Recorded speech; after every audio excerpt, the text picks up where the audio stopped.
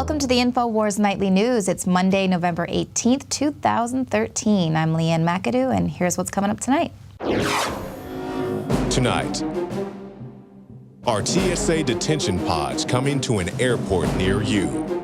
Then, documents confirm police access to real-time DHS cameras. And even Slick Willie wants you to keep your health plan. That's next on the INFOWARS Nightly News. Hi, how you doing? I'm your friend, you know. I love you, Harlem. I love black people. I'm Serbia's liberal. Well, just to ensure that you are totally conditioned and ready to obey absolute authority, the TSA is now rolling out new detention pods. Another example of just how we are being treated like prisoners in our free country. Travelers are now being forced to bottleneck through these detention pods as they leave the airport terminal. A robotic voice gives instructions to wait inside the pod until a green light is shown and then the door opens.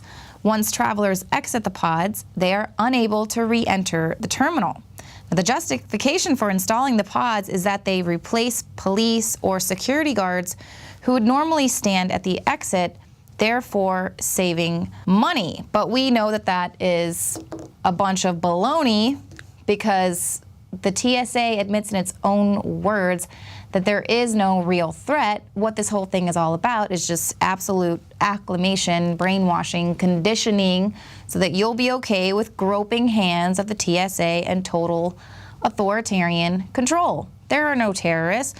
We reported last month, engineer and blogger John Corbett, that he's had ongoing litigation over the constitutionality of the TSA security practices, and he exposed how the TSA admits that there is no evidence to support giving up our civil liberties.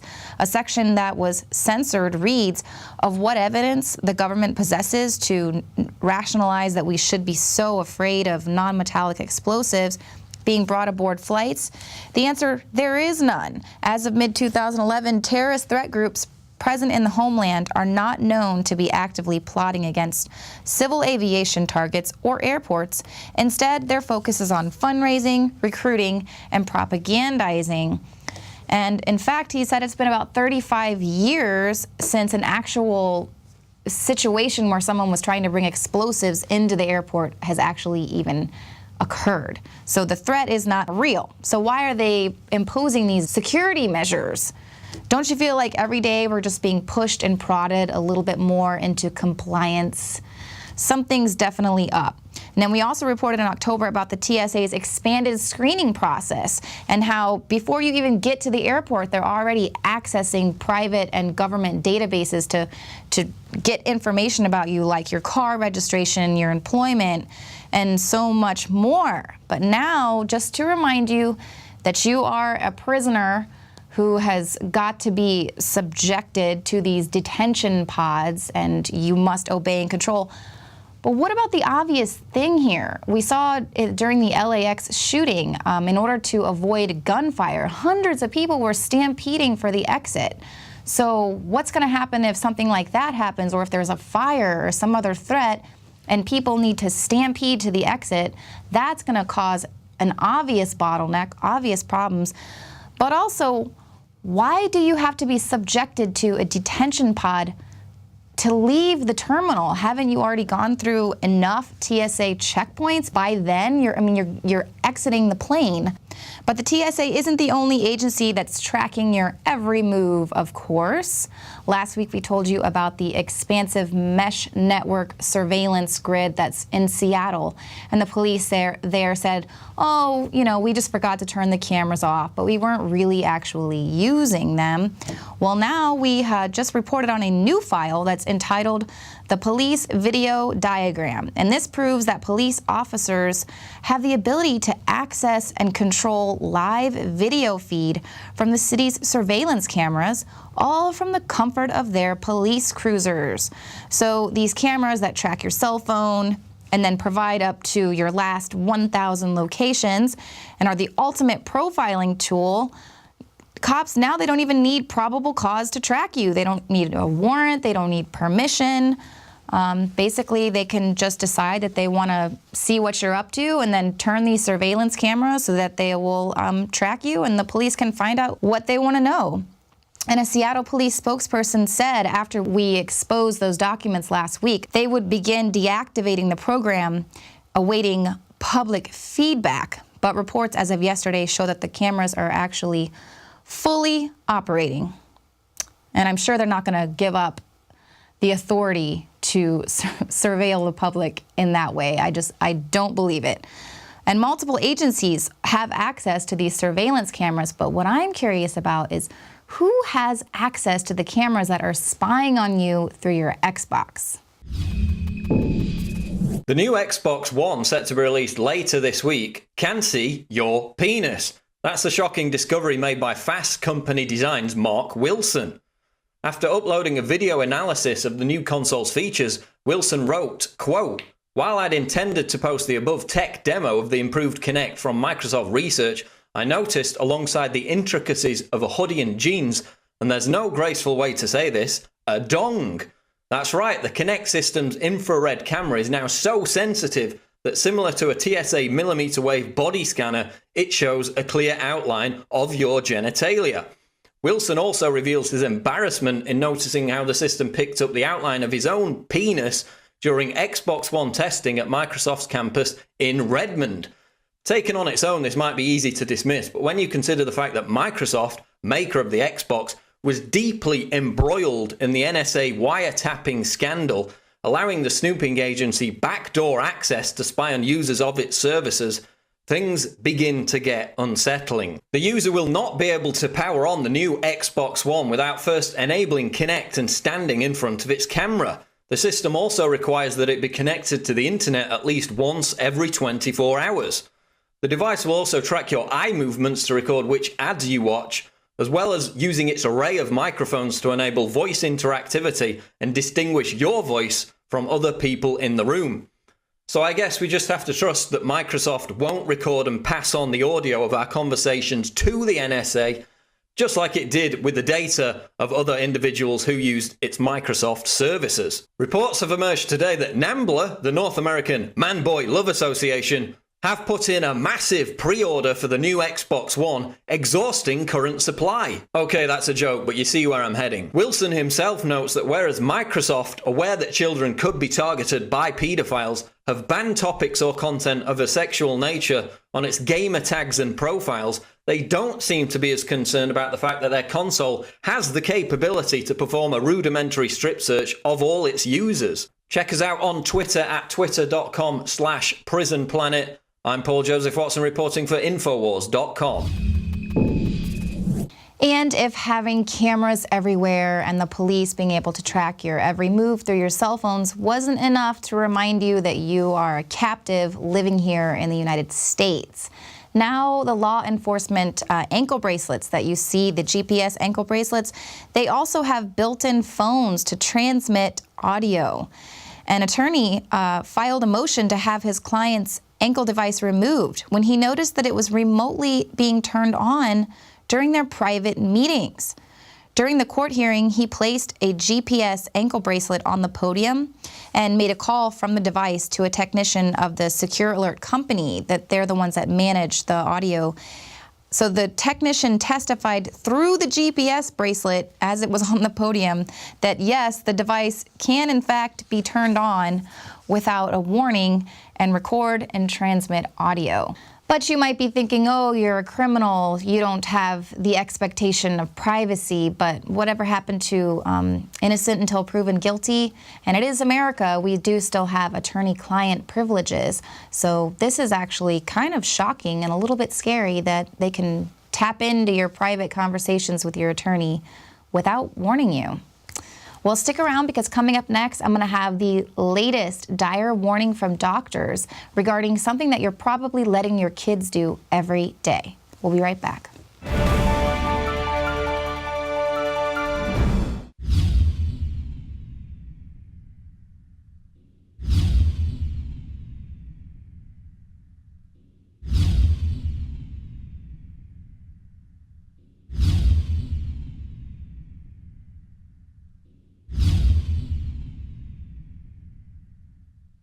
My friends, Alex Jones here to tell you about some of the most important information concerning you and your family's health. Radiation levels have more than doubled in the last 60 years in the Northern Hemisphere from all of the nuclear testing and radiological accidents. Radioactive contamination is now in most of the food supply. There's only 2 ways to avoid this. Move south of the equator or properly protect your thyroid with nascent iodine. Looking to protect my family, I've done deep research. Nascent iodine is the purest, cleanest, absolute best form of iodine to protect yourself and your family. It's made right here in the USA, completely non-GMO. I searched out the best quality and now have developed a double-strength form of nascent iodine, exclusively available at INFOWARSLife.com. Nascent iodine is on record as one of the only safe ways to detox from fluoride poisoning. Survival Shield Nascent Iodine. Secure your super high-quality nascent iodine today at INFOWARSLife.com. That's INFOWARSLife.com. Many anthropologists and archaeologists believe that before man even discovered the power to harness and use fire, we were involved in agrarian activities. That is, taking the seeds of plants and then replanting them to produce more. The very foundation of our modern civilization and human culture is centered around the planting and cultivation of edible plants. Here are some of the amazing deals at InfoWars Seed Center at InfoWarsShop.com. The Survival Seed Vault by My Patriot Supply features only the finest survival heirloom seeds for a robust and hardy garden, even in the toughest times. We also have starter varieties of the deluxe seed packages for fruit, salads, salsa, peppers, medical herbs, and more. Go to the InfoWars Seed Center at InfoWarsShop.com. And remember, the revolution against tyranny is growing. Welcome back. Well, in defiance of our dear leader, the House of Representatives passed the Keep Your Health Plan Act last week. The legislation would allow millions of Americans whose health care plans were canceled under Obamacare to renew their plans for 1 year. And 39 Democrats broke rank and sided with the Republicans in order to vote for this GOP-written bill. But this bill isn't enough for former President Bill Clinton, who, despite having supported Obama's Affordable Care Act, he said last week that the federal government shouldn't use minor changes in existing plans as an excuse to cancel existing health care plans. He said, "I personally believe if it takes a change in the law, the president should honor the commitment the federal government made to those people and let them keep what they've got." Now, Obama issued a fix to this health care law last week, saying that he would allow people to keep their plans for 1 year, even if they don't meet minimum requirements of Obamacare. His fix was instantly criticized, of course, because he never even met with the insurers to make sure that this would actually be a good fix and in the best interest of Americans. He met with the insurers the following day to talk about his fix, but he was also criticized because people say he just doesn't have the authority to wave his hands and decide that that's how the bill is going to read now. Did you vote yes because you think that the president didn't go far enough? I voted yes. Perhaps that was part of the reason, but the main reason was I'm not sure he had the legal underpinning to do what he did. Not only is a president barred from writing or rewriting laws, he has to enforce them exactly as Congress has written the laws. He can't just waive an inconvenient part of the law just to fix a problem that he's created. But of course, if he can find out a way to do that, to say that the law is unconstitutional, then he might be able to work that out. But he's always reminding everyone that the Supreme Court upheld the Affordable Care Act. So there you go. But of course, the political timing with this is crystal clear, because it's going to stop millions of people from being dropped from their insurance, who would then call their representatives and say, hey, I'm not going to re-elect you next year. But of course, now that'll have to wait until after the 2014 elections. Very convenient for the Democrats there. So things aren't really looking that good for Obama. Even Kanye West has turned on him. He called into a hot 107.9 this morning, and he said that he's over Obama. And he said that even thinking of the president at this point is just lowering my priority of thinking. The rapper suggested that Mr. Obama had used him as a foil for political purposes. He wouldn't do that. He is an upstanding member of society. When Kanye West is hating on you, you know you have dropped to a new low. Well, parenting these days is a little bit of a different ball game. Most kids are more tech savvy than their parents, and there's all kinds of toddler tablets that are encouraging kids to be totally tapped into technology. Well, now doctors are warning that children under 2 should avoid all screen time entirely. Doctors and therapists fear that too much time on touchscreens could cause long-term damage.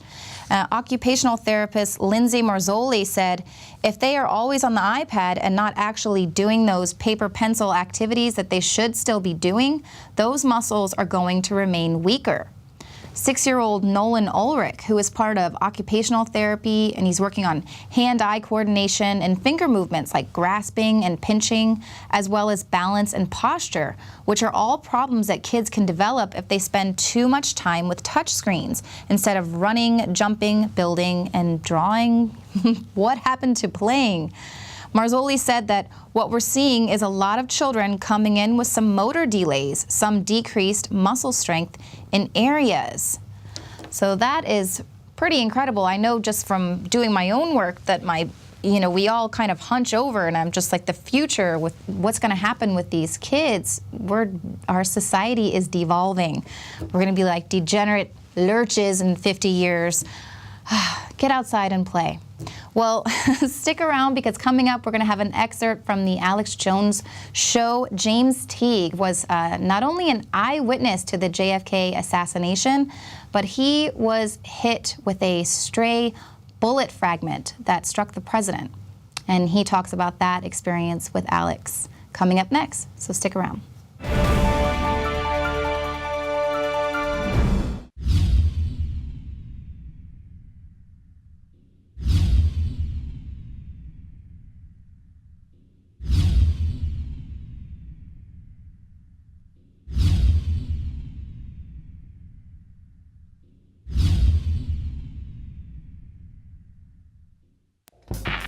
We're on the march. The empire's on the run. And the INFOWARS army is standing strong. Wake up your family, friends, and neighbors and break the matrix at INFOWARSstore.com. Learn the truth and spread the message of liberty with the world's most comprehensive collection of books and documentary films. Maintain a healthy metabolism and energize your body to perform at peak health with Survival Shield Nascent Iodine. Protect your family and be prepared with survival foods and emergency preparedness kits. And now you can drink safe water with your own ProPure water filtration system, which removes fluoride and other harmful chemicals from your family's water supply. Save 10% with the promo code WATER. So join the revolution. INFOWARSstore.com. Introducing Pro One. All of your filtration in one system, portable, on the go. No more do you have 2 or 3 filters to just reduce sodium fluoride. You have a system that cuts out the sodium fluoride and up to 95% of hydrofluorosilicic acid. Advanced manufacturing technology combines silver-impregnated white ceramic with new Aquamedics advanced media for removal of fluoride and other heavy metals, all in one filter element. It is the only one that does it, and out of the gates, we have it discounted at 10% off with promo code WATER. This is the only system that in one unit helps reduce or remove pesticides, herbicides, chloramines, ammonia, and chlorine, hydrofluorosilicic acid, the most common form of fluoride not covered by other fluoride filter brands, and sodium hexafluorosilicate. Get your ProPure with the new Pro One filter today at InfoWarsStore.com or by calling 888-253-3139. Well, this week marks the 50th anniversary of the JFK assassination. We're going to be at Dealey Plaza all week reporting on the blatant censorship and shutting down of the First Amendment there at the plaza. The official commemoration ceremony will be held at Dealey Plaza, and they're erecting this fence. Only 5,000 people are allowed to come. They had to go through extensive background checks. They do not want anyone there that questions the official narrative. They're really trying to clamp down and just control this story. So we're going to be there reporting from the ground and causing a little bit of a ruckus, if you will. But the interview that's coming up next, James Tague, he was actually at Dealey Plaza when JFK was assassinated, and he was struck by a bullet fragment. He has been uninvited from the 50th anniversary ceremony for the JFK assassination, and he talks about that with Alex Jones. The third person shot, and the Warren Commission didn't even know about him until later, and then he testified. This is how controlled the FBI whitewash was. And he joins us now, sir. Thank you for coming on. Good morning. Well, sir, you've got the floor. Talk about your experience that day, your book, where you break down what really happened, and then now this attack on free speech. It looks like the shadow government didn't just kill our president. 50 years later, they're killing our First Amendment. Well, my new book, LBJ and the Kennedy Killing, I start from the first to go all the way through. A lot of people, well, let me back up. People 15 years old then are 65 now. So a lot of information that was not known, I've put into a book, 101 stories in 101 chapters. Now, let me go back to that day. I was there by accident. I just got stopped in traffic. Wasn't planning on seeing Kennedy. And my car was stopped under the triple underpass. Got out, walked 4 or 5 steps to get into the visibility of the Dealey Plaza. No more than done that, and somebody throws a firecracker. Pop. Well, that's what it sounded like, but it was the first shot. And I'm thinking to myself, what kind of idiot would be throwing a firecracker with the president driving by? No more than get those thoughts out of my mind, and crack of 2 rifle shots. Something stings me in the face. Well, that catches my attention. There's something going on. Anyway, I'm standing there for a moment, stunned. A man in a suit comes running up to me. It turns out he's a deputy sheriff named Buddy Walters. And he asked me, he says, what's going on down here? I said, I don't know. We stand there for a moment and notice that the motorcycle policeman's talking to a couple of people, what is now known as the grassy knoll. We wait for traffic to clear, which had been released after the motorcade, and get across the street just in time to hear this man sobbing. His head exploded. And the policeman says, whose head? And he says, the president's. And I'll never forget Deputy Sheriff Buddy Walters turned to the grass there beside the sidewalk and kicking the grass with his toe hard as he could. Damn. He looked up at me and he says, you got blood on your face. And I reached up and palmed my hand, sure enough. And I remember something stinging me doing the crack of 2 rifle shots. Buddy asked me, he says, where were you standing? And I said, back over where you ran up to me. And so we wait for traffic to clear again, and before we can get over to the point between Main and Commerce, it's very narrow right there before it goes under the underpass, Buddy speaks up and says, look here on the curb. You could see from across the street a bullet mark on the curb. And we stand there, look at it. We both felt of it, tried to line it up. And finally, we go back across the street where people start together and comparing notes what just happened. I'm asked to stick around. They want to get a statement from me. Well, about 20 minutes after the shooting, I suddenly remember my car still sitting out in the street. So I go jump in it to move it, get it out of the way, and repark, and I couldn't. Crowds of people had suddenly come on Dealey Plaza, and it was a traffic jam.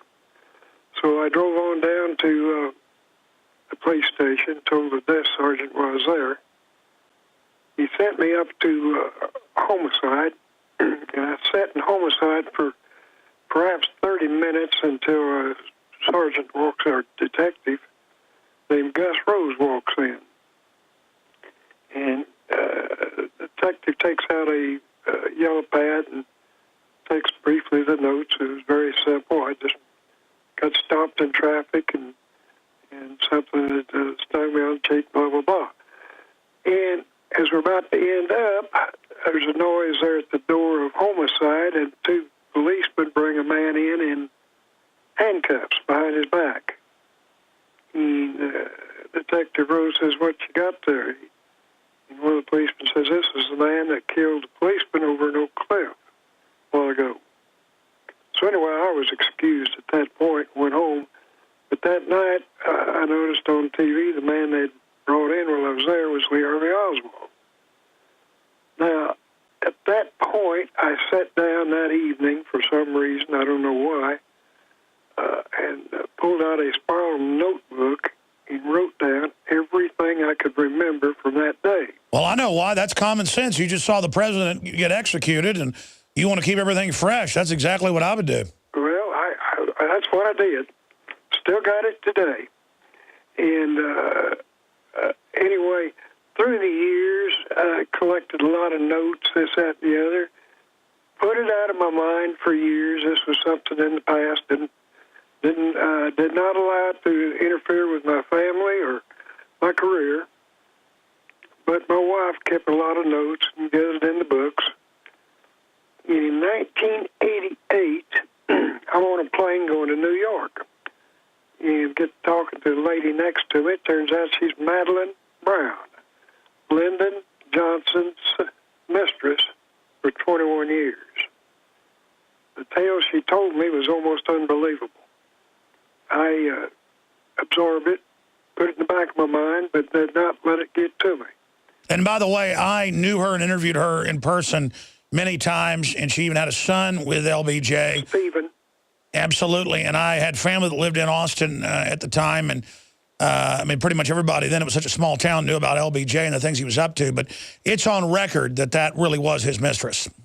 That's correct. That's correct. But anyway, she had a long tale to tell, which I'm sure you probably heard what she had to say. No, but recap it for folks. Well, you know, that about him getting drunk and telling her the planning and things that they did. And we can't say it on air because it's profane, but, you know, that son of a you-know-what will never embarrass me again after tomorrow. Well, that's correct. Well, that goes back to the meeting the night before the assassination at the Clinton Murchison house. All right, well, thank you so much for tuning in tonight. We'll be here again tomorrow, 7 p.m. Central, but please check out our footage. We'll be at Dealey Plaza Thursday, Friday, and even Saturday, and we're going to be reporting live from there. You can watch that at prisonplanet.tv, and of course, you can always share your username and password with up to 10 other people at the same time, so go ahead and share that live transmission from Dealey Plaza. Thank you so much, and we'll see you tomorrow.